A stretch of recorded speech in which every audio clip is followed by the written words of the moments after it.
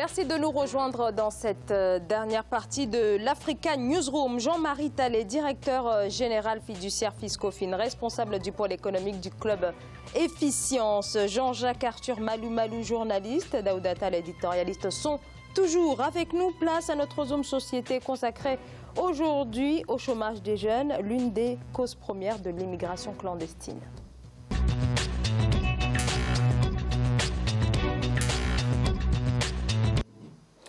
Et cette route de la Méditerranée centrale reliant la Libye et l'Europe est devenue aussi meurtrière que la guerre au Yémen. Ces candidats à l'immigration viennent entre autres du continent africain, du Mali, notamment des jeunes qui empruntent les voies de la clandestinité à la recherche d'une vie meilleure. La racine du problème, le manque de perspectives économiques et sociales. Alors, quelle réponse de la part du gouvernement malien? Quel positionnement, surtout depuis la révélation du scandale qui se déroule sur le sol libyen? Élément de réponse dans ce reportage signé Mokhtar Bari. Le Mali est connu pour être un pays d'immigration. La diaspora malienne est estimée entre 4 et 6 millions à travers le monde. Après l'épisode de la vente des migrants africains en Libye, le naufrage des 48 Maliens dans les larges des côtes libyennes, le ministère des Maliens de l'Extérieur et de la Solidarité africaine accentue son projet d'appui aux initiatives de prévention et lutte contre la migration irrégulière. Pour convaincre les jeunes à la quête de l'Eldorado, le gouvernement malien a investi 13 milliards pour financer des micro-projets dans les zones de départ des migrants. Ces opportunités d'emploi sont vraiment réelles. Donc, tous les jours, nous avons des projets qui nous parviennent. Et chaque année, le gouvernement met en tout cas un montant au niveau du ministère ici pour financer des projets, des mini-projets. Et il y a aussi des projets qui sont financés au niveau du ministère de l'Emploi, aussi au ministère de l'Agriculture. Il y a beaucoup d'autres ministères qui interviennent. Et les partenaires également nous aident à financer beaucoup de projets dans ce sens. Chaque année, ce sont 483 milliards que la diaspora malienne expédie au Bercail. Cependant, le traitement infligé aux ressortissants africains dans ces pays d'accueil suscite la colère par moments. C'est le cas de l'artiste Salif Keïta qui appelle les Africains à la prise de conscience face à cette immigration irrégulière avec son lot de drames. Regardez l'esclavage en Libye, comment on traite les Noirs en Occident. On les vend comme des esclaves. Depuis nos ancêtres ont été vendus comme des esclaves. Jusqu'à présent, nous sommes des esclaves. Pourquoi on n'arrive pas à réfléchir, à chercher les solutions? On ne nous aime pas. Pourquoi on ne peut pas nous aimer? Pourquoi nous ne nous aimons pas? Alors, si on ne nous aime pas, on n'a qu'à nous aimer, nous, non? Donc, on a travaillé pour eux, on les a libérés, ils sont libres, ils ne nous aiment plus. Le Mali a adopté depuis le 3 septembre 2014 une politique nationale de la migration. Ce projet de 120 milliards s'articule autour de deux volets essentiels. La gestion des migrations dans le cadre des normes internationales et la volonté de mettre en lien la migration et le développement. Daouda Tall, les présidents africains ont reconnu, en tout cas pour la grande majorité d'entre eux, qu'il fallait effectivement faire quelque chose. Ils ont condamné ce qu'il se passe en Libye, mais au-delà de la simple condamnation, j'ai envie de dire, ce sont des mesures concrètes qui sont attendues par les jeunes notamment. Oui, tout à fait. Condamner ne suffit pas. De toute façon, tout humain doit condamner ce type de pratique. Je pense que les Africains, les dirigeants africains doivent prendre leurs responsabilités sur ce type de problème. Déjà, moi je dirais déjà une chose. Vous savez, on ne peut pas interdire l'immigration. Émigrer, c'est un phénomène naturel. Ça fait partie de l'essence même de l'être humain. Donc, tout le monde dit non, retenez ces jeunes, ils ne doivent pas partir, etc. Mais ces jeunes ont aussi envie de voir autre chose. Ils en ont le droit et c'est garanti par la DUDH, la Déclaration universelle des droits de l'homme. Malheureusement, c'est une déclaration qui n'est pas contraignante. Donc, quelque part, partir, oui, c'est normal. Maintenant, partir avec le danger, c'est là le problème. Mais pourquoi il y a danger? Parce que d'autres ferment leurs frontières.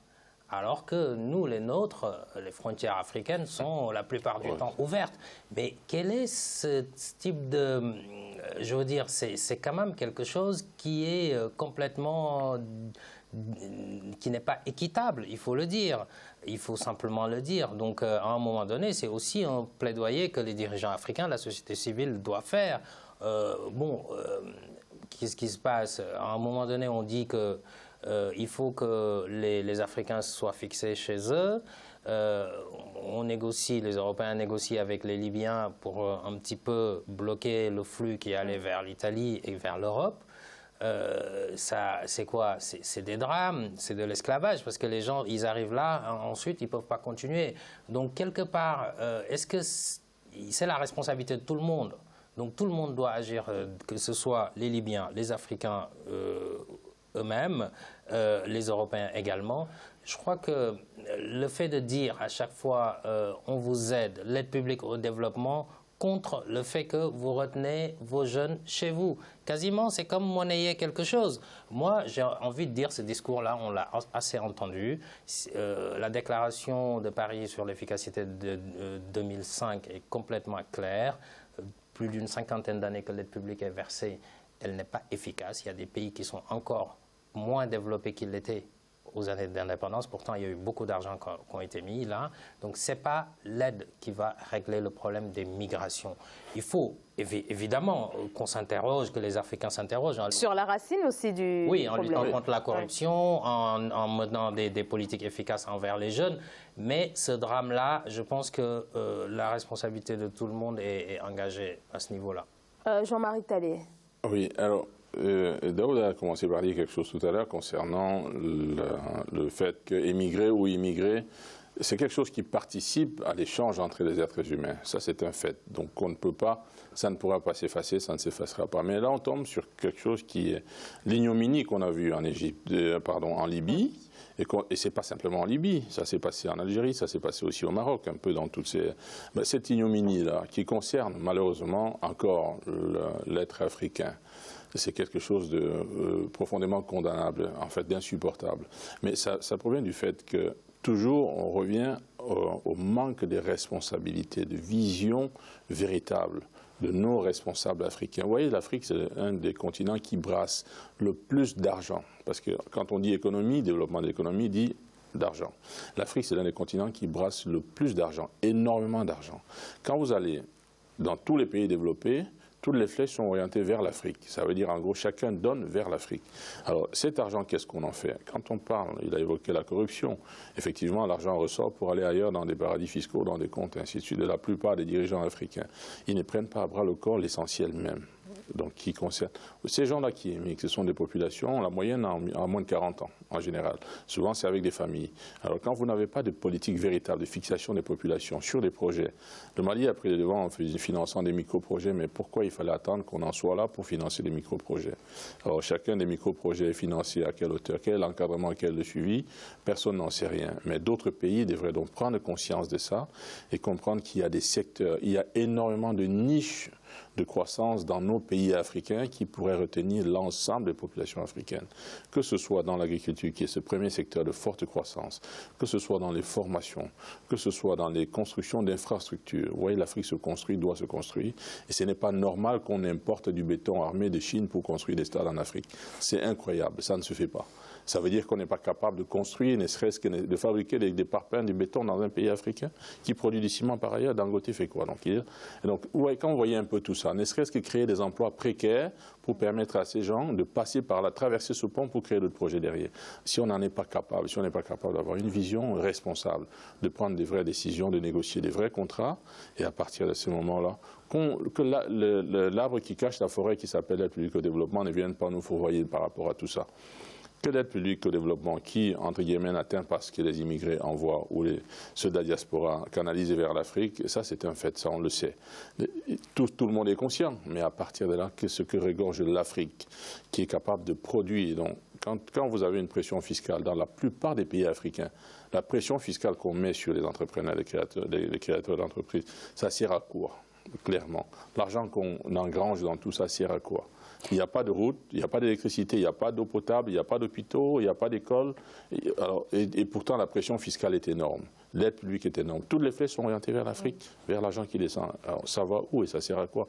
Donc, il faut une vision, et une vision responsable, et une vision qui intègre l'ensemble des partis. Ça veut dire, en gros, les citoyens, la population, et les responsables aussi. Et que chacun prenne ses responsabilités et se mette, j'allais dire, entre guillemets, à table pour construire son avenir. On ne peut pas toujours être en reste du monde. Alors, pour ce qui est du Mali, 48 Maliens ont trouvé la mort en Méditerranée en début d'année. Un drame qui a provoqué, bien entendu, l'indignation. Mettre fin à ces drames pour ce qui est du Mali ou des pays qui vivent la même situation actuellement, ça pose d'autant plus de problèmes que cela doit se jouer sur deux volets, à la fois le volet du développement économique, mais aussi sur le volet sécuritaire. Absolument, et il faut faire de la pédagogie aussi, expliquer aux gens que l'Europe, ce n'est pas l'Eldorado d'un rêve, beaucoup de jeunes Africains.